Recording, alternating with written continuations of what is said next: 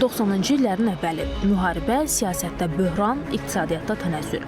Bu qeyri-müəyyənlik sərmayədarlar üçün risk demək idi. Onları müharibənin dağıtdığı işğalnazı 100 il geriyə çəkdiyi Azərbaycana investisiya yatırmağa cəlb etmək tarixi missiya idi. Bunun ötəsindən ümummilli lider Heydər Əliyev layiqincə gəldi.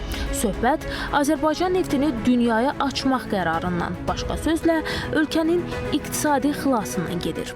Kontrakt imzalandı və bu münasibətlə mən sizi bütün Azərbaycan Respublikasının vətəndaşlarını təbrik edirəm. Bugün Azərbaycanın ölkə kimi imic sinonimi sabitlik və inkişafdır. Bura regional və qlobal enerji mərkəzinə çevrilməni də əlavə etmək olar. Neft və qazın bizim ümumdaxili məhsulumuzda payı təqribən 30%-dən artıqdır. Azərbaycan geniş miqyaslı islahatlar həyata keçirir. Bizim iqtisadiyyatımız özünü təmin edir. Bizim xarici borcumuzun səviyyəsi ümumdaxili məhsulun 7%-dən azdır və maliyyə ehtiyatlarımız borcumuzu 14 dəfə üstələyir.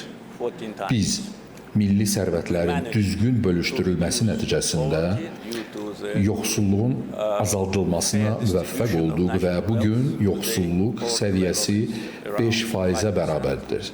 Bugün Bakı dünyada enerji resurslarının ixracatçısı kimi təkcə iqtisadi deyil, həm də geosiyasi gücdür. 12 ölkəyə təbii qaz ixrac edirik deyiləndə yalnız statistika rəqəm deyil, məhz bu güc nəzərdə tutulur.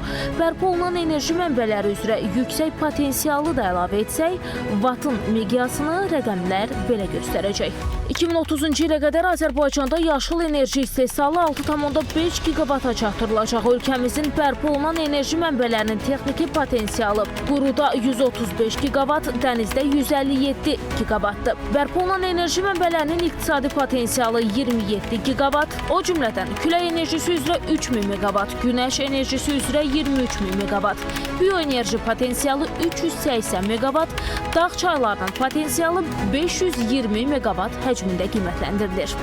30 il əvvəl atılan addım milyonların həyatına rifah gətirdi.